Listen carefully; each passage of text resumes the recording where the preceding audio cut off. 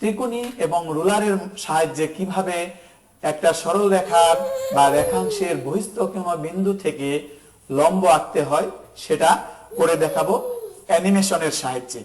প্রথমে এবি একটা সরল রেখা নেব, সরল রেখার উপরে পি একটা বিন্দু, তোমরা সাথে সাথে এঁকে ফেলো। এরপরে যে কাজটা করব, আঁকা হয়ে গেছে, তাহলে আমরা এরপরে একটা রুলার এনে ওই রেখা বরাবর, দেখো দেখিয়ে দিয়েছি, এইভাবে বসাও।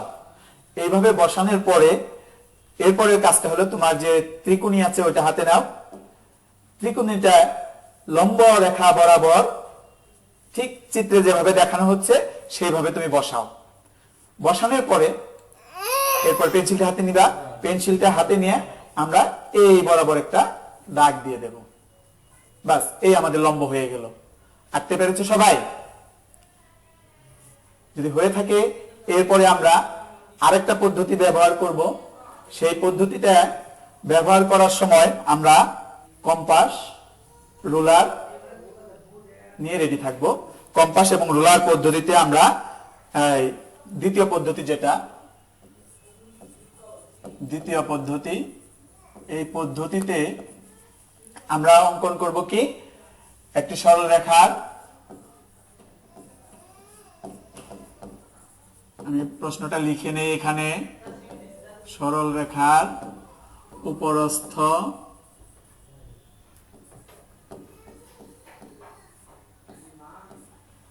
কোন বিন্দুতে লম্ব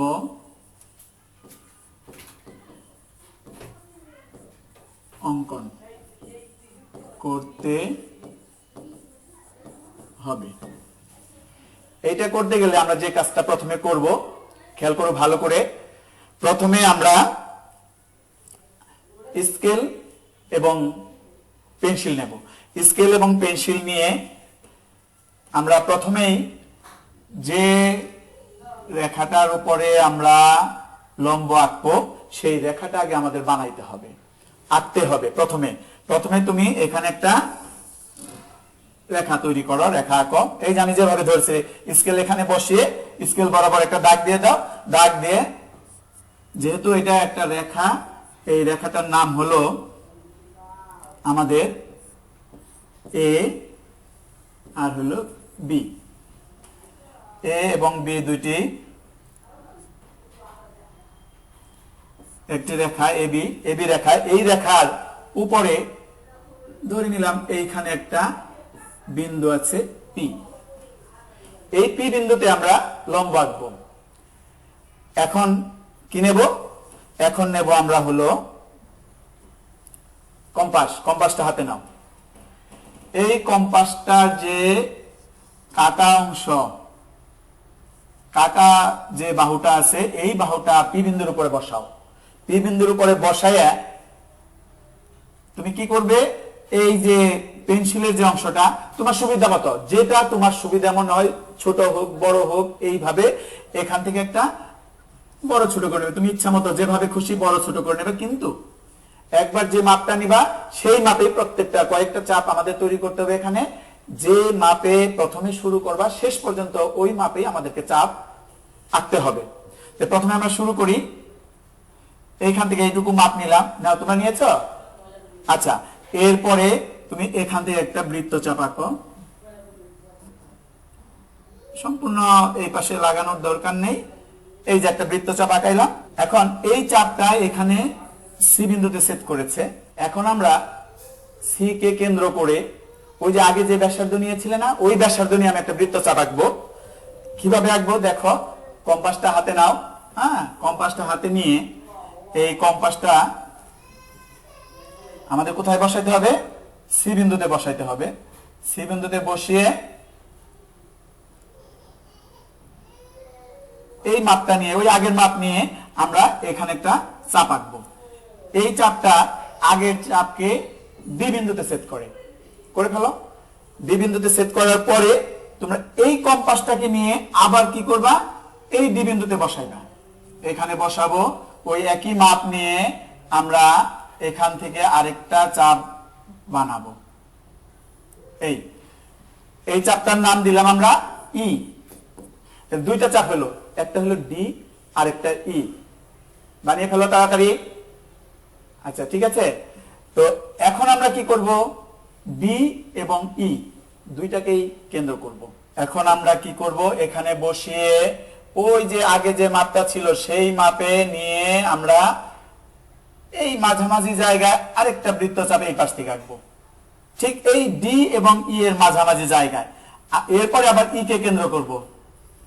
ই কে কেন্দ্র করে আমরা কি করব, ওই একই মাপ নিয়ে এই চাপকে ছেদ করে এইভাবে একটা বৃত্তচাপ এখান থেকে আঁকবো। এইটা আগের একটা বৃত্তচাপ কিন্তু ছেদ করেছে, তোমাদেরটা কেউ করেছে কি? যদি করে থাকে তাহলে এইটাকে নাম দিয়ে দাও কিউ। এখন আমরা কম্পাসটা সরিয়ে ফেলি। কম্পাসটা সরিয়ে আমরা কি করব, এখন রুলার হাতে নেব, স্কেল রুলারটা হাতে নাও। রুলারটা নিয়ে রুলারটাকে ঘোরাও, এইভাবে ঘোরাইয়ে এইখানে ধরতে হবে। এই যে পি বিন্দু এবং কিউ বিন্দুর বরাবর এটাকে ধরতে হবে। আমরা যে পেন্সিল দিয়ে দাগ দেব, পেন্সিল দিয়ে দাগের সময় যেন দাগটা সোজাসুজি থাকে, এই জন্য আমরা এমন ভাবে বসাবো যেন ওই দাগটা সোজাসুজি থাকে। এখন আমরা দাগ দেব। এই যে দাগটা দিলাম আমরা পি বিন্দু এবং কিউ বিন্দু, এইটা হলো আমাদের লম্ব। হয়েছে তোমাদের? যদি হয়ে থাকে তাহলে পরে আমরা একটু কথা বলি, আমাদের ক্লাস প্রায় শেষ। এরপরে আমরা বাড়ির কাজ দেব। বাড়ির কাজটা কিন্তু আমি লিখে দিচ্ছি তোমাদেরকে, বাড়ির কাজটা লিখে দেব। বাড়ির কাজ তোমাদের ইচ্ছা মতো না নিয়ে একটা মাপ দিয়ে দিই, নির্দিষ্ট করে একটা মাপ দিয়ে দিই। মাপ যেমন ধরো 7 সেন্টিমিটার দৈর্ঘ্যের রেখাংশের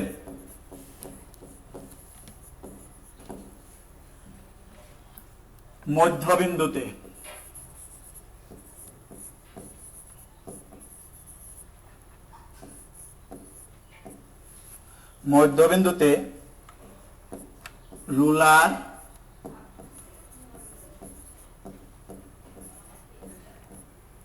কম্পাসের সাহায্যে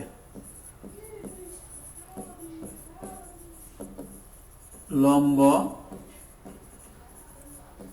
অঙ্কন করো। এই বাড়ির কাজটুকু তোমরা করবে, করে যখন তোমাদের বিদ্যালয় আবার খুলবে তোমাদের শ্রেণী শিক্ষককে এই বাড়ির কাজটা দেখাবে। আর বাড়িতে বারবার এইটাও প্র্যাকটিস করবে